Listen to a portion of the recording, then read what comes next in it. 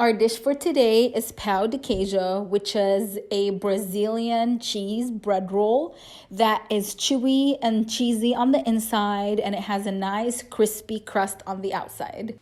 It is so amazing. So let's get started. We will need 3 cups of tapioca flour, 2 large eggs, a half a cup of shredded Parmesan cheese, a half a cup of Mexican cheese blend, but this also could be substituted for mozzarella or cheddar, 1 teaspoon salt, a half cup of extra virgin olive oil, and 1 3/4 cups of milk. We will bake it in these mini muffin trays. They are the perfect size. To make our dough, we will use a blender. This is super easy. All we need to do is place all of the ingredients inside of the blender and blend them until they are well combined and smooth. Start by pouring in your liquids, so the milk and the olive oil first, then the eggs, then add the cheese and the rest of the dry ingredients. This will prevent the tapioca flour from sticking to the bottom and to the sides of the blender.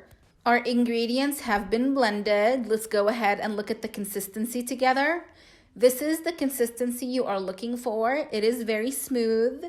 If you closely look at the dough, it may seem like it's a little bit grainy, which is perfectly fine. That's the cheese, which will eventually all melt.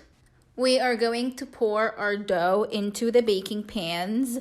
You do not need to spray them. This has enough oil in it and enough cheese to prevent the dough from sticking to the pan. Fill the muffin tins all the way to the top, so that way when the cheese rolls bake, they can have a nice fluffy top.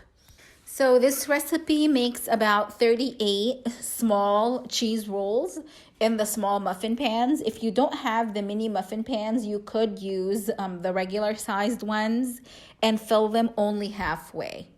Now let's put these in the oven. We need to have preheated our oven to 400 degrees and we will bake these for 20 minutes. It's been 15 minutes that they have been baking, so I'm just giving you a quick check of what they look like. You can see that the dough has risen, but they will need to continue to bake for 5 more minutes to brown evenly and be fully cooked. Our cheese bread has been baking for 20 minutes. It's the perfect color, so now we're ready to take it out of the oven. We're going to transfer these to a bread basket and cover them with a kitchen towel so they can stay nice and warm. We can't wait to dig into these. They are so nice and crispy on the outside, but so soft and gooey on the inside. And look at the stretch of that cheese.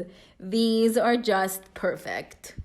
Please let us know how this recipe turned out for you in the comment section, and I hope you enjoy it.